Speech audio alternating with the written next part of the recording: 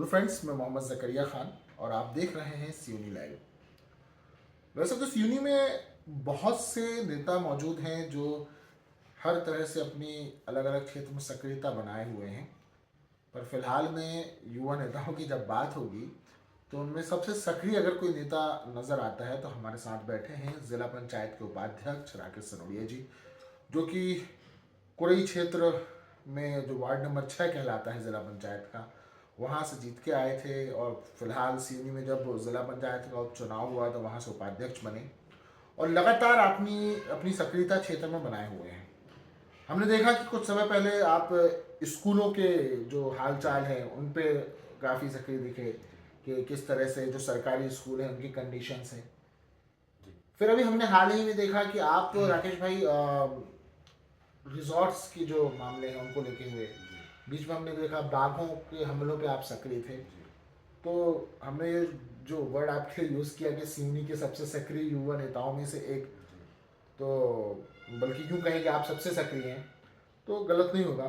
तो मैं पूछना चाहूँगा आपसे राकेश भाई कि ज़िला पंचायत उपाध्यक्ष के रहते हुए जिस तरह से आप मुद्दों को उठा रहे हैं, इस वक्त अभी आपने जैसे एक मुद्दा उठाया है अभी रिजॉर्ट्स का मुद्दा, ये सारे मुद्दे क्यों उठाए जा रहे हैं, मतलब क्या है वजह इनके पीछे?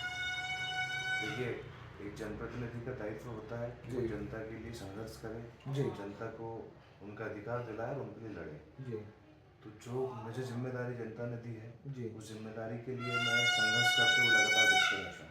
जी जैसे आपने मुद्दा उठाया था स्कूलों का, जी तो मैं जिला शिक्षा समिति का अध्यक्ष होने के नाते मेरा दायित्व बनता है कि जिले के शासकीय स्कूलों का मैं दौरा करूँ और जिन स्कूलों में अव्यवस्थाएँ हैं, उस स्कूलों में क्या व्यवस्थाएँ हो सकती हैं और हम क्या कर सकते हैं बेहतर, उसके लिए प्रयास करूँ। तो मैंने लगातार उसके लिए नहीं तो प्रयास क्या किया। हुआ आपके प्रयासों से कुछ देखिए, कि सिर्फ बस एक राजनीति है, आवाज़ उठा दो? नहीं बिल्कुल, देखिए जब तक आवाज़ उठेगी नहीं जी तो जी उसका समाधान होगा नहीं। जी जी अगर हम आवाज़ ही नहीं उठाएंगे तो समाधान कैसे होगा? जी देखिए, मध्य प्रदेश में भारतीय जनता पार्टी की सरकार है जी और आप देख रहे हैं किस तरीके से मध्य प्रदेश की सरकार जो है वो स्कूलों के लिए काम कर रही है। आप इस इतिहास उठा के देख लें पिछले 5 सालों का कि कितने स्कूलों के लिए राशि मध्य प्रदेश शासन ने जारी की, कितने नए स्कूल बनाए गए। आज स्थिति यह है कि लगातार क्षेत्र के भ्रमण के दौरान देखा जा रहा है कि स्कूलों में छत टपक रही है, छत गिर रही है, मैदान नहीं है, कुर्सी टेबल नहीं है, बोर्ड नहीं है, एक कमरे में बैठ कर के 4-4 5-5 क्लास के बच्चे पढ़ रहे हैं। तो सरकारी स्कूलों की एक्चुअल स्थिति ये है। आप किसी भी प्राइमरी स्कूल या मिडिल स्कूल में जाकर के देखेंगे तो वहाँ भी बहुत जर्जर हालत है। स्पेशली मैं मेरे जिला पंचायत क्षेत्र में भ्रमण करता हूँ, पूरे जिले में तो बहुत कम मैंने भ्रमण किया है, लेकिन मेरे क्षेत्र की मैं आपको बताऊँ कि बच्चों के लिए बैठने के लिए तक व्यवस्थाएं नहीं है। तो मेरा जो दायित्व बनता है वो जनता की समस्याओं को शासन और प्रशासन तक पहुंचाने का और उसको दिलाने के लिए लड़ने का। तो हम लगातार संघर्षरत हैं।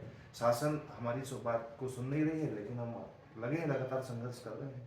अच्छा, एक बात बताइए, अभी हाल ही में आपने कहा कि शिक्षा के क्षेत्र में आप संघर्ष कर रहे हैं, तो संघर्ष अभी आप एक नया मुद्दा हमने देखा आपने उठाया है रिजॉर्ट्स वाला, क्या है मामला ये? देखिए, ये मुद्दा रिजॉर्ट्स का नहीं है, जी जी ये मुद्दा है कुरई क्षेत्र का। जी कुरई क्षेत्र में प्रियदर्शनी इंदिरा गांधी नेशनल पार्क बनाया गया ताकि यहाँ के लोगों को रोजगार मिल सके, यहाँ की जो अर्थव्यवस्था है वो मजबूत हो सके।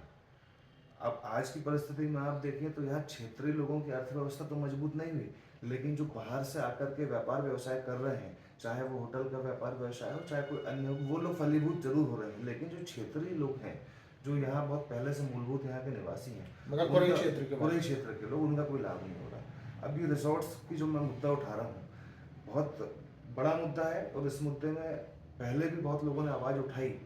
चूँकि रिसोर्ट्स के जो संचालक होते हैं वो अर्थव्यवस्था में, राजनीतिक व्यवस्था में बहुत मजबूत होते हैं, तो उनको उनसे लड़ पाना या उनसे लड़ने की कोशिश करना क्या गांव के मतलब क्या लोगों में गलत कर नहीं रहे है। हैं वो लोग? देखिए, गलत सबसे पहले तो उनने जितनी ज़मीन खरीदी है जी वो उस ज़मीन पर अपना रिसोर्ट का निर्माण कार्य करें।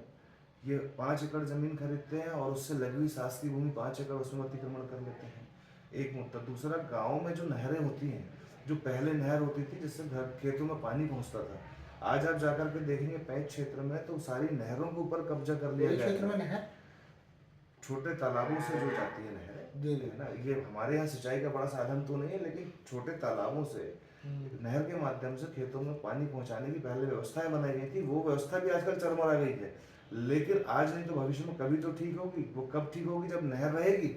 तो ये जो बड़े बड़े रिसोर्ट के मालिक हैं, संचालक हैं, ये उन रिसोर्ट को नहरों के ऊपर बना रहे हैं। आप तालाबों को देखें, जो पूरे गांव के निस्तार के लिए तालाब होता था, मवेशी वहाँ पर चढ़ते थे, वहाँ पानी पीने जाते थे, और सार्वजनिक हमारे दुर्गा उत्सव हो या गणेश उत्सव हो, वहाँ पर गणेश विसर्जन होता था, सिंचाई का काम होता था।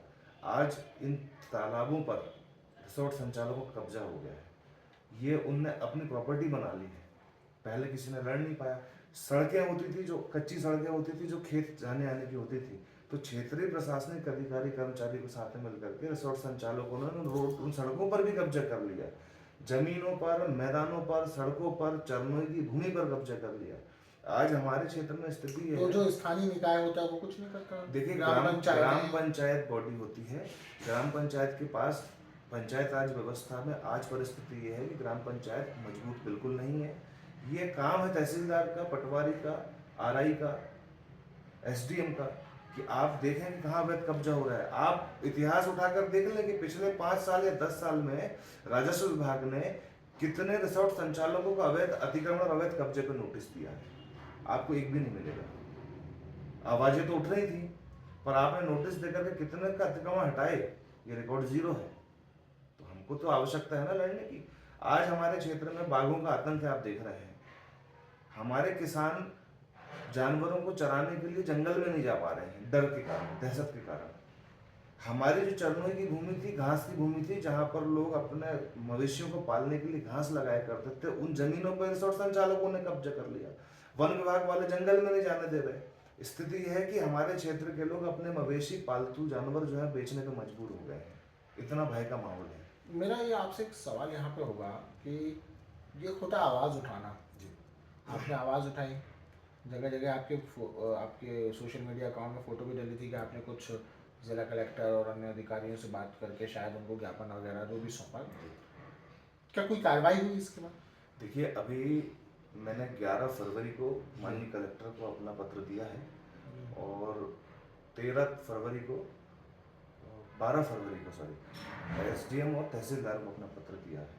और दोनों से सभी से व्यक्तिगत मिलकर के मैंने निवेदन किया है कि हमारे क्षेत्र में इस तरह का अवैध अतिक्रमण, इसमें कार्रवाई करें। तो कलेक्टर मैडम ने मुझे आश्वस्त किया है, और एडीएम साहब को उसका प्रभारी भी नियुक्त किया है कि इसकी पूरी जांच आप करेंगे। मेरी कल फ़ोन के माध्यम से तहसीलदार महोदय से बात हुई। तहसीलदार साहब का कहना है कि अभी हमारा पटवारी का जो पूरा अमला है, वो 2 या 3 दिन अभी तालाब के सीमांकनों में व्यस्त है। इसके बाद हम इसको करेंगे। हमने अपने सोशल मीडिया के हैंडल में डाला कि हमें 7 दिनों का समय है प्रशासन के पास में। 7 दिन के भीतर अगर वो जिला स्तर की कमेटी बना करके सीमांकन करने की कार्यवाही नहीं करते हैं, तो हम सत्याग्रह पे बैठेंगे। आपने जब रिजॉर्ट संचालकों से बात की इसमें? नहीं, हम क्यों उनसे बात करेंगे? रिसोर्ट संचालकों से हम क्यों बात करेंगे? तो प्रशासन की जमीन पे वो कब्जा करेंगे, हम बात क्यों नहीं से करेंगे? हम तो प्रशासन से बात करेंगे, कैसे आपकी भूमि पर उन्होंने कब्जा कर लिया। रिसोर्ट संचालक से हम क्यों बात करेंगे? अच्छा, एक अंतिम सवाल होगा मेरा ये कि हमने देखा कि आप मुद्दे उठा रहे हैं और रेगुलर मुद्दे उठा रहे हैं। मान लीजिए आपके इन मुद्दों को, क्योंकि आप जिला पंचायत उपाध्यक्ष हैं, तो अब आप कोई तक तो सीमित नहीं रह सकते ना। बिल्कुल। आपको अगर कोई सिवनी या उसके आसपास के मुद्दे अगर मिलते हैं तो क्या आप यहाँ के मुद्दे को उठाएंगे? देखिए, मैं जिला क्योंकि आप भले ही सदस्य वहाँ से हैं, मगर अगर बात करेंगे तो एक सिवनी जिले में आप जिला पंचायत के उपाध्यक्ष हैं। देखिए, मैं निर्वाचित जिला पंचायत क्षेत्र कुरई से हूँ, तो मेरी प्राथमिकता मेरा क्षेत्र होता है। चूँकि पूरे जिले के सदस्यों के आशीर्वाद से मैं जिला पंचायत का उपाध्यक्ष हूँ, तो अब मेरी प्राथमिकता में जिले के किसी भी ऐसी जगह में जहाँ पर जनता के साथ में कुछ अहित हो रहा है, तो मैं वहाँ पर खड़ा होने का प्रयास करूँगा। एज ए कांग्रेस का पर्सन, कांग्रेस का छोटा सा कार्यकर्ता, और जनता के द्वारा चुना हुआ जनप्रतिनिधि होने के नाते जहाँ भी जनता को समस्या होगी और जनता मुझे याद करेगी, मैं उनके लिए लड़ने के लिए और उनकी आवाज़ मजबूत करने के लिए हमेशा खड़ा रहूँगा। राकेश भाई, अब मैं आपको यहाँ पे रोकूंगा, पूछूंगा कि आप तो रिजॉर्ट्स के पीछे बढ़ गए हैं ना? ये रिसोर्ट के पीछे नहीं नहीं, बढ़ा, मैं गलत काम करने वाले रिसोर्ट संचालक आप तो रिजॉर्ट्स के पीछे बढ़ रहे हैं। अब मुझे ये बताइए कि इससे कुछ लोगों को रोजगार भी मिलता होगा। ऐसा तो नहीं है कि ऐसा मतलब खाली ही बस रिजॉर्ट्स आ गए, तो कुछ फायदे नुकसान भी तो होंगे ना लोगों के। देखिए, रिजॉर्ट्स के होने से हमारा क्षेत्र में फ़ायदा है। मैं बार बार कह रहा हूँ कि सिर्फ नुकसान नहीं, फायदा भी है। हमारे क्षेत्र के बहुत से लोगों को वहाँ पर रोजगार दिया जाता है, उनकी योग्यता के अनुसार, उनके काम करने के अनुसार उनको काम दिया जाता है। ये निश्चित ही हमारे क्षेत्र के लिए फायदा है। और ये कोई रिसोर्ट संचालक जो है वो हमारे क्षेत्र के ऊपर कोई बड़ा उपकार भी नहीं कर रहे हैं। वो इस क्षेत्र की धरती पे, इस क्षेत्र पर और इस क्षेत्र की प्रकृति से कुछ लाभ लेके जा रहे हैं, तो यहाँ के लोकल को लाभ देने का उनका दायित्व बनता है। और एलएसी जो एक कमेटी होती है उसकी गाइडलाइन में भी है कि 70% रोजगार जो है वो क्षेत्रीय नौजवानों को दिया जाए। अगर आप देखेंगे तो 70% जो छोटे काम है वो हमारे क्षेत्रीय नौजवानों को दिए जा रहे हैं, लेकिन जो टेक्निकल काम होते हैं, जो अच्छे काम होते हैं, उसमें हमारे क्षेत्र के युवाओं को मौका नहीं दिया जाता।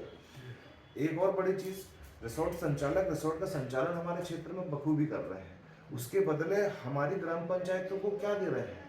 मध्य प्रदेश शासन ने टैक्स का निर्धारण किया है, एलएसी ने टैक्स का निर्धारण किया है। आप कितनी बड़ी आपकी प्रॉपर्टी है, उसमें कितने आपके रूम्स हैं, उसमें कितने आपके एसी रूम है, नॉन एसी रूम है, कितनी कैपेसिटी है, उसके हिसाब से उन पर टैक्स लगाया जाना चाहिए एज पर नॉर्म्स। उसके बाद उनका जो वेस्ट मैनेजमेंट है, आप हर रिसोर्ट से देखेंगे कितना वेस्ट मटेरियल रोज निकलता है, उसके मैनेजमेंट के लिए उनको ग्राम पंचायतों को पे करना होगा। तो क्या ये बराबर अपनी जिम्मेदारी निभा रहे हैं? आप अगर मेरे जिला पंचायत क्षेत्र में, टूरिया क्षेत्र में 50 रिसोर्ट अगर कम से कम होंगे तो बमुश्किल 10 से 15 रिसोर्ट ही नॉमिनल टैक्स दे रहे हैं।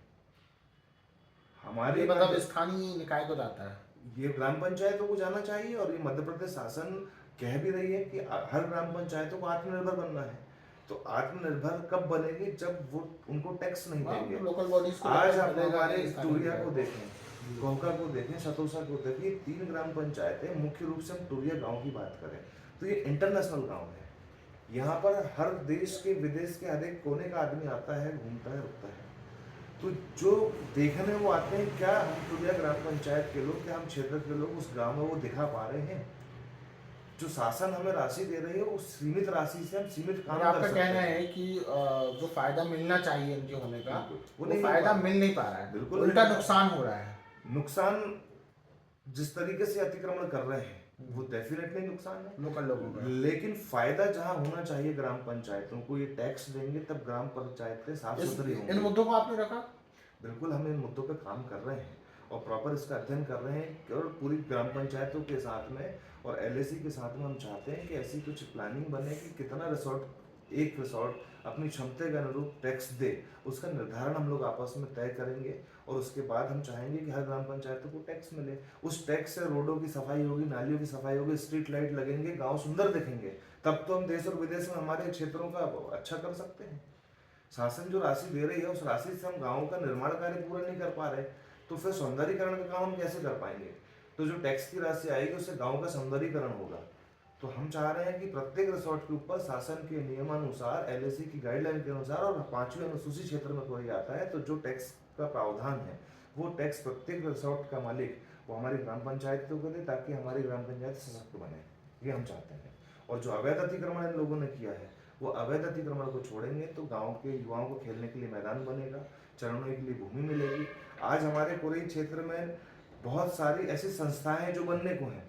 कुरई में हॉस्पिटल बनने को है, कॉलेज बनने को है, कन्या शिक्षक परिसर बनने को है, सीएम राइज स्कूल बनने को है, पर हमारे पास भूमि नहीं है।